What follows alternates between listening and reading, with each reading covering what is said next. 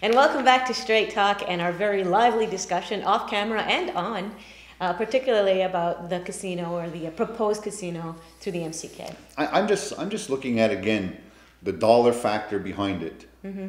There, you know, and then having another company coming in here and taking 70 or 80% of a business and giving us peanuts again, when we have, according to the Mohawk Council and everybody that's following them, the we KGC sit on top and of the everybody, gold line. that we're the big boys on the totem pole. So if that's the case, then start your own. If they're looking at an independent body, then have that independent body's name there. I don't care. Mm-hmm. And then let the revenue be generated in here. Because now you're touching the world. You're not touching a handful of people that are going to be around here. I want to touch it because we were talking during the break, is the issue about a land-based casino and how much land it would use and where it would be. Is that all these things are discussions. My guess is going to be on this supposed land. That's the idea that they're going to get back from seniority. Okay, but what's the deal?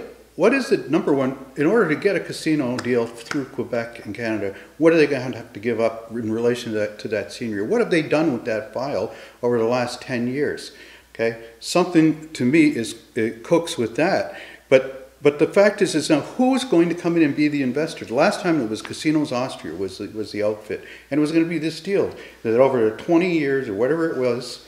Okay, they were going to get their money back first. Not much coming back to the community. And what's going to happen? And by the way, does anybody on that council, does anybody in Dewadunisak, does anybody looking at the world economy and what's going on in Europe? I mean, the whole freaking thing is tanking.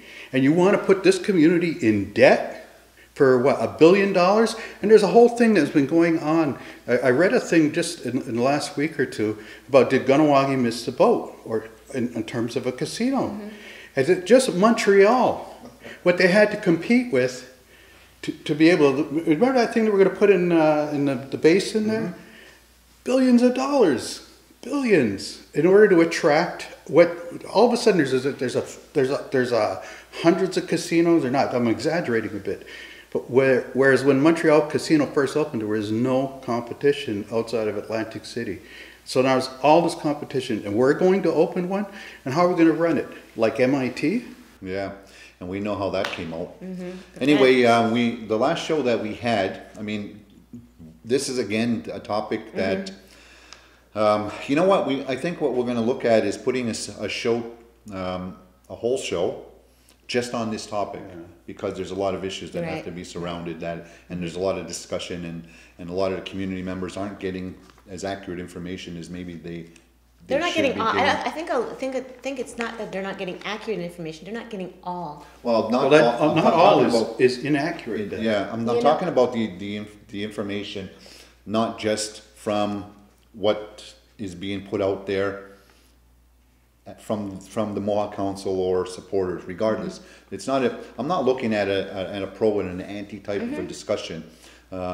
Like I said, in some situations, I think that if you're given some arguments, it's a good idea. Given other arguments, it's not. But the best idea that we've been discussing over a long period of time is we already have one.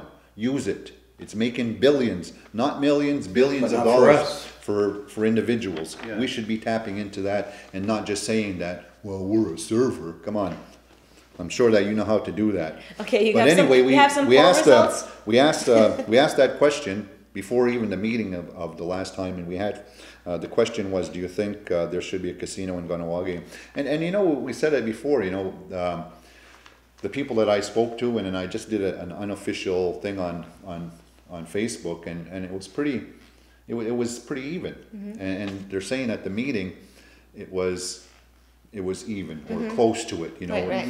And in the poll that we had done, and there was only 45 people who had taken the poll. But the question again was, do you think there should be a casino in Kahnawake?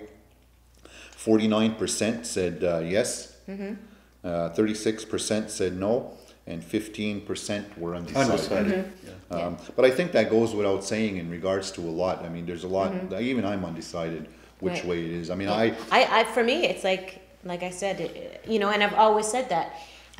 When it comes down to it, it's like And I think a lot of people might not necessarily be my opinion, but I think a lot of people are, how is it going to benefit me individually, my family, and my community? How is it going to be, like that am I going to receive dividends? And then if not, like who's going to be deciding where that money goes, and who's going to be held responsible if it tanks? Yeah, there's a lot of work. But the part of it too is the process. Yeah. Is there going to be a referendum? I'm not entirely convinced based on wording.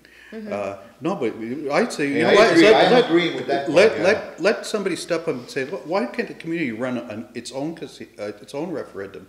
And I remember a while back one of the chiefs was saying, well, if we're going to have a casino again, I believe it was John D. Said that, it should go through the community decision-making process. But one of the things about the community decision-making process is a huge concern, apparently not to the council, though, is that how reflective is that in terms of representing the people, the community? I think this the last. I mean, unless you have anything else to say about this, I know because we have to move on. Yeah, the last thought I would have on this, and I think that the community also reflect this and get back to us and let us know how you feel about it, is that one, if there's going to be a referendum, I think that it should be, I guess, a body put together from the community and not from the Mohawk Council, and conduct the referendum. One, independent of the Mohawk Council 100%, 100%. Not having half their staff there running it or doing it, but 100% community members not involved with the Mohawk Council. The second part of that is not to have it during an election. It shouldn't be together. Is because, again, it's going to be lopsided one way or another. Right. So anyway, I think that should happen, those two things, if there's going to be a referendum.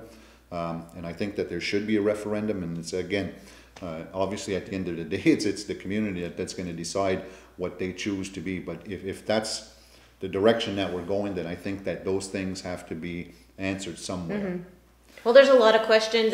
There's a lot of things that are up in the air, and we're not going to get those answers today. So, I mean, like I said, we're just discussing some of the options that are going to be happening here, and well, we do have to move on to another subject. Like I said, we're going to be talking about casino for a long time. Yeah. So we're going to move on to something that concerns the community, the Tiffany Morrison dedication. Yeah. All right. And that it's located at the Adirondack Junction, near where her remains were found. Yeah, near the Adirondack Junction, and they had an unveiling there. Right. On Tuesday.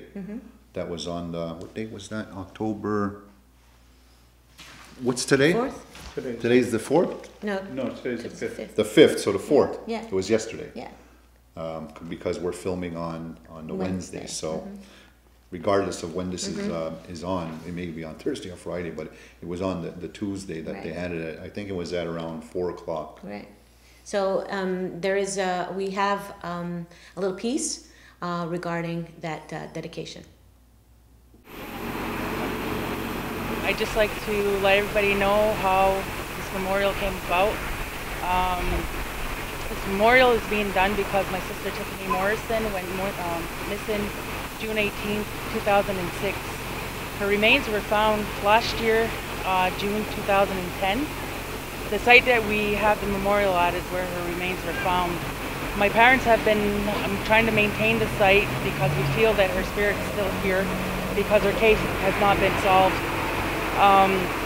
So it's very important to myself when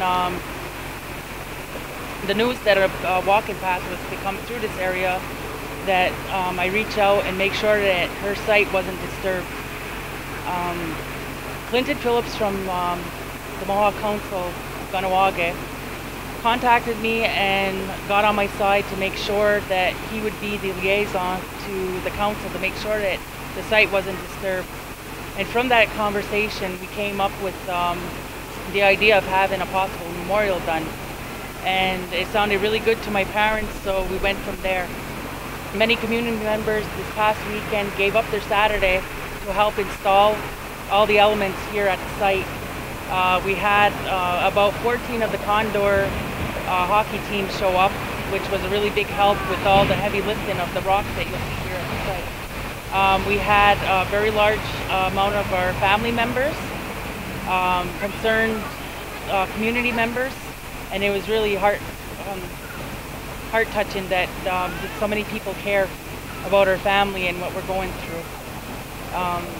This memorial is to make sure that my parents are able to access the site until my sister's story has been solved. And now I don't have to worry that they don't have access, as this was a very dense wooded area. I'm hoping that the more people that see the site and familiarize themselves with her, it'll break down people that know what happened to my sister and have them come forward. And once again, thank you to everybody that took time to come out and support us.